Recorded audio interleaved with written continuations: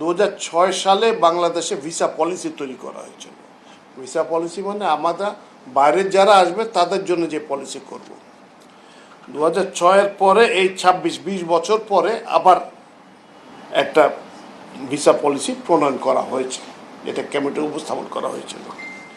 এটাতে বিদেশিদের বাংলাদেশে আগমন ও প্রস্থানকে সহজ ও সুশৃঙ্খল করা, বিদেশি বিনিয়োগ, ব্যবসা ও দক্ষ মানব সম্পদ আকৃষ্ট করা, পর্যটন আতিথেয়তাকে খাতকে উৎসাহিত করা, প্রযুক্তি ও জ্ঞান স্থানান্তর নিশ্চিত করা, জাতীয় নিরাপত্তা ও আন্তর্জাতিক কূটনৈতিক ভারসাম্য বজায় রাখা, পারস্পরিক নীতির ভিত্তিতে আন্তর্জাতিক ভ্রমণ ব্যবস্থাপনা করা এবং আধুনিক এবং সেবামুখী অভিবাসন কাঠামো গড়ে তোলার উদ্দেশ্যে 2006 সালে জারিকৃত ভিসা নীতিমালা সংশোধন করে ভিসা পলিসি 2026-এর খসড়া পরিমার্জনের জন্য মাননীয় অর্থমন্ত্রীর সভাপতিত্বে একটি মন্ত্রিসভা কমিটি গঠন করা হয়েছে।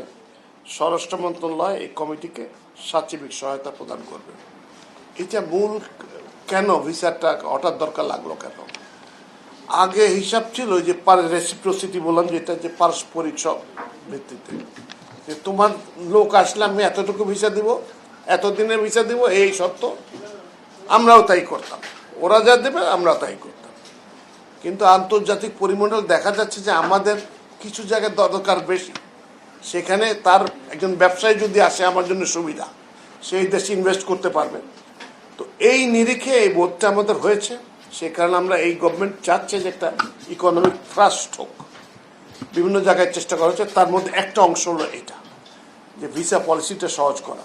তো এটা মোটামুটি চূড়ান্ত হয়ে গেছে, কিন্তু লাস্টলি মাননীয় অর্থমন্ত্রীর সভাপতিত্বে একটা মন্ত্রিসভা কমিটি করা হয়েছে, যেটা 1 মাস, এটা তার ভিতরে স্বরাষ্ট্র মন্ত্রণালয় রয়েছে, সিকিউরিটি ইস্যুগুলো দেখবে, পর্যটন মন্ত্রণালয় রয়েছে, বাণিজ্য মন্ত্রণালয় রয়েছে, যাতে তাদের যদি আরও কোনো ইন্টারেস্ট থাকে যেটা এই পলিসিটাকে সমৃদ্ধ করবে, সেটুকু করে এটা চূড়ান্ত করা হবে।